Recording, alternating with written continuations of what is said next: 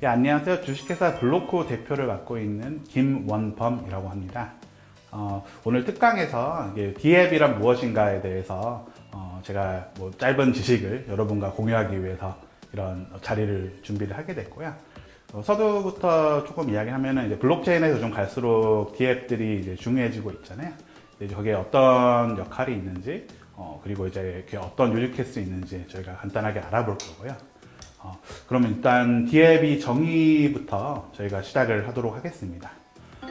혹시라도 위키백과 같은 거에서 D앱에 대해서 찾아보신 분이라면은 Decentralized Application, D앱이라고 정의되어 있는 것을 보신 분이 계실 텐데요. 쉽게 이야기하면은 어떤 형태인가의 분산화된 컴퓨터 시스템, 요즘 이야기하는 이제 그 추세로는 블록체인 같은 시스템에서 돌아가는 이제 어플리케이션을 본질적으로 D앱이라고 부른다고 보면 될 것 같습니다. 그래서 이제 D앱이 역사에 대해서 조금 살펴보면은 사실 D앱 자체가 개념적으로 많이 보편화된 거는 이더리움 같은 스마트 컨트랙트를 지원하는 그런 블록체인 프로젝트에 의해서 많이 활성화가 됐다고 이제 보시면 될 것 같고요. 근데 이제 D앱 자체의 개념 자체는 이더리움 이전에도 존재를 했었습니다. 사토시 다이스 같은 프로젝트가 이제 그런 예라고 보시면 될 것 같고요.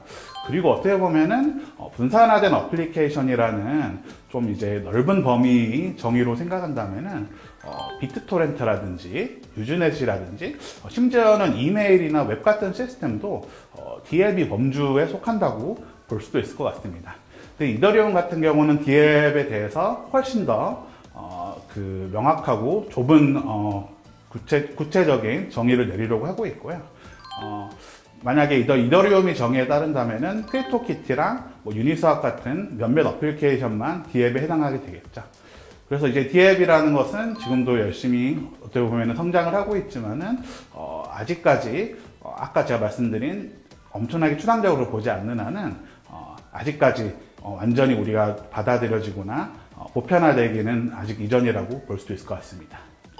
그리고 이제 D앱 자체는 굉장히 이제 정의하기 어려운 그런 면이 있습니다. 예를 들면은 어떤 시스템이든 간에 그 사람이 만든 그런 이제 시스템인 이상은 중앙화된 그런 구성 요소가 있기 마련인데요.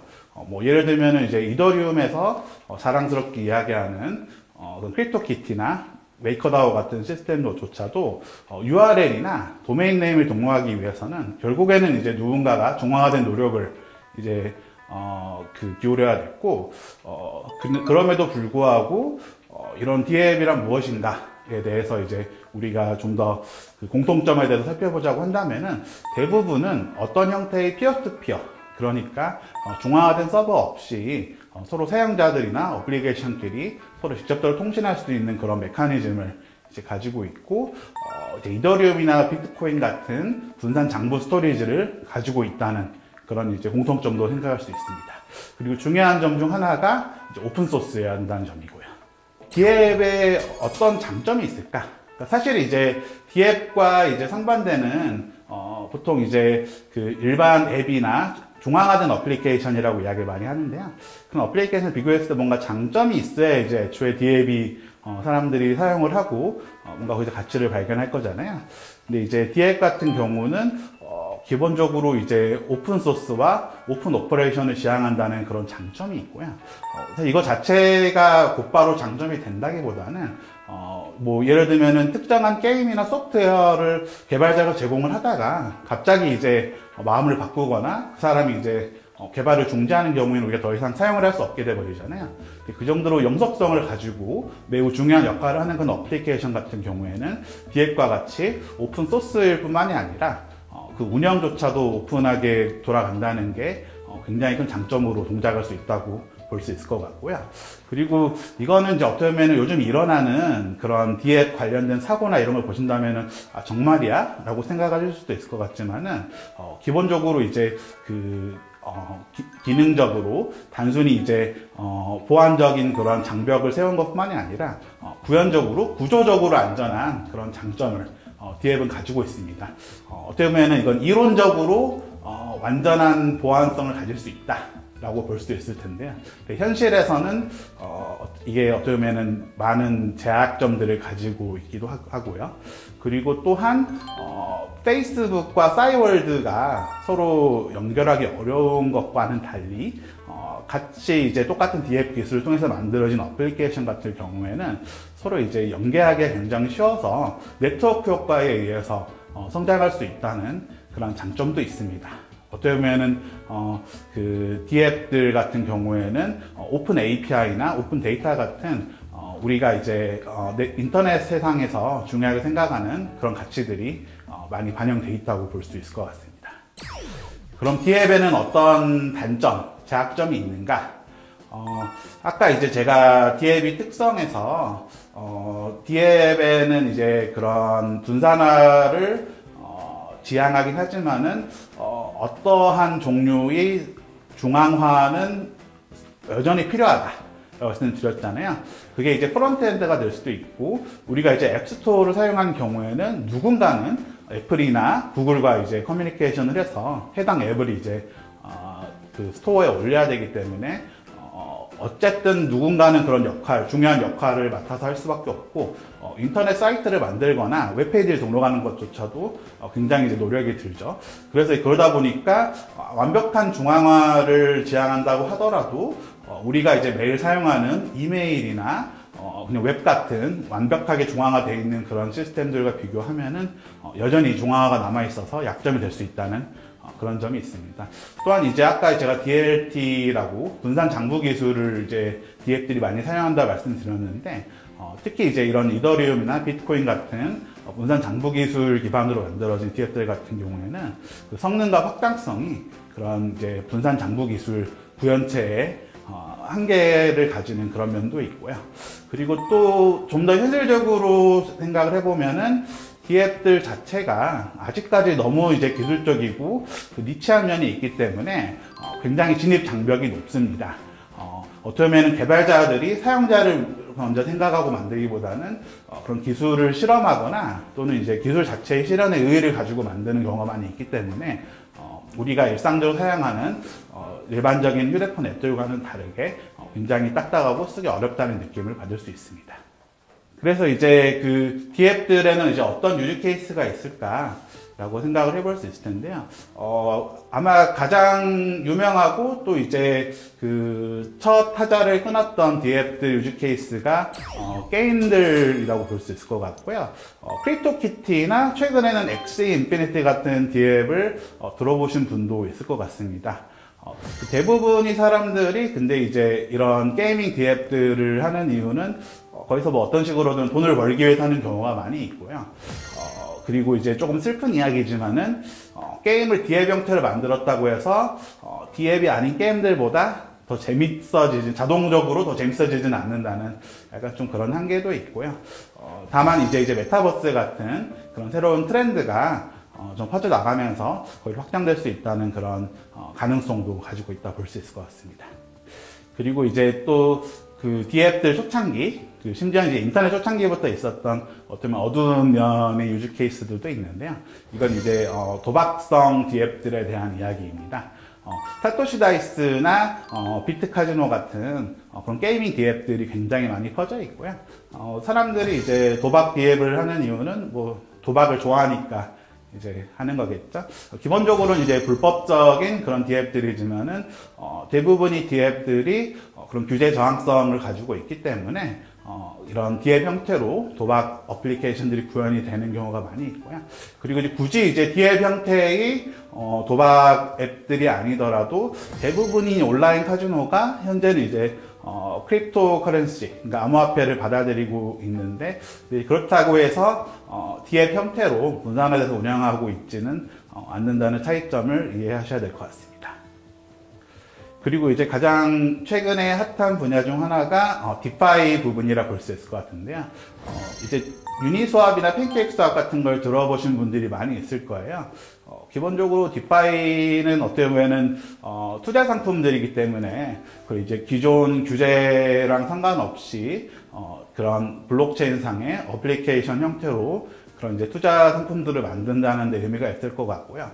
어떻게 보면 이제 갬블링, 그러니까 도박이랑 굉장히 비슷하죠. 하지만은 다르고요. 그리고 아직까지 완전히 완벽하게 규제가 되고 있지 않습니다.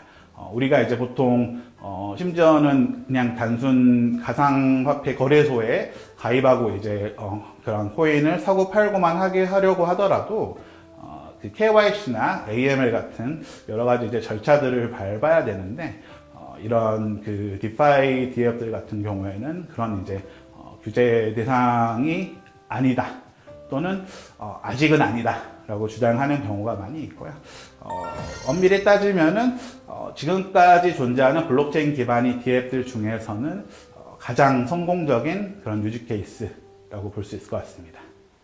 그리고 이제 메타버스가 또 하나의 영역일 것 같은데요. 이것도 어떻게 보면 블록체인이나 DApp 같은 또 하나의 하이프다, 어떤 거품이다 라고 생각하는 사람도 있을 수 있겠지만은 페이스북 같은 회사도 이름을 메타로 바꿀 만큼 지금 중요하게 생각하는 사람들이 있잖아요. 이게 어쩌면은 디파이처럼 성공할 수 있는 그런 가능성을 블록체인 세상에서 가질 수 있다고 생각하는 사람들도 있고요. 근데 아직까지는 기술적으로 많은 성숙해야 되는 부분들이 많이 남아 있어서 아직 미래에 도달할 것으로 생각되는 유즈 케이스고요. 한 가지 이제 뭔가 문제점 또는 이제 한계점에 생각을 한다면은 메타버스와 DApp들이 얼마나 서로 관계가 있을까? 이제 DApp들이 가져갈 수 있는 그런 장점들이 메타버스를 구현함에 있어서 얼마나 이제 도움을 줄 수 있을까? 이제 그런 부분에 대해서는 우리가 고민해야 될 부분일 것 같습니다. 그래서 이제 DApp의 미래는 어떨 것인가? 라고 생각을 해볼 수 있을 것 같은데요. 아마 이 중 많은 분들이 유비쿼터스 같은 단어를 2000년도에 기억하시는 분들도 있을 거예요. 지금은 안 쓰는 단어죠. 그리고 이제 아이폰이나 안드로이드 같은 게 처음 유행하면서 막 앱들에 대해서 떠들던 시대도 있었잖아요. 무슨 앱이 있대. 앱으로 그걸 해결하자. 근데 지금은 안 그러잖아요.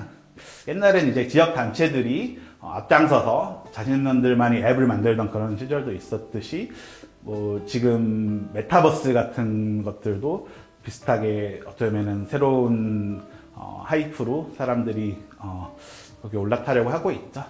그래서 어쩌면은 그런 유행들, 기술적인 유행들은 굉장히 빠르게 다가오는데, 그렇다고 해서 이제 DApp도 마찬가지로 한때의 그런 이제 유행으로 지나갈 것인가 라고 한다면은 아닐 거라고 생각을 할 수 있을 것 같습니다. 아까 유비쿼터스 말씀을 드렸는데 유비쿼터스에서 언급된 많은 기능들이나 구성 요소들을 지금 이제 아직 사람들이 사용을 하고 있지는 또는 더 이상 이제 그런 용어나 언어로서 유비쿼터스를 사용하지는 않지만은 그런 기술들은 이미 쓰고 있는 경우가 굉장히 많이 있거든요.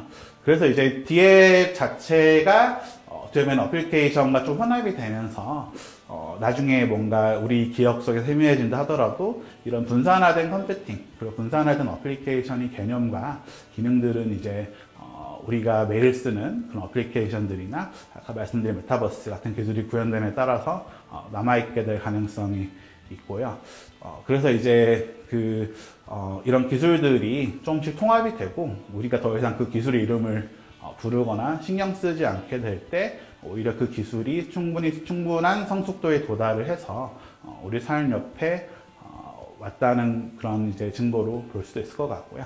역설적으로 이제 DApp이 아무도 이제 DApp을 기억하지 않게 될 때 DApp이 가장 성공한 때가 되지 않을까라고 이야기할 수도 있을 것 같습니다. 그리고 이제 온체인 덱스 그러니까 거래소들이나 다른 이제 몇 가지 구성 요소들은 DApp들과 같이 지금도 우리가 매일 사용하는 비트토렌트나 이메일 같은 기술들과 같이 앞으로도 남아있게 될 가능성이 높을 것 같습니다.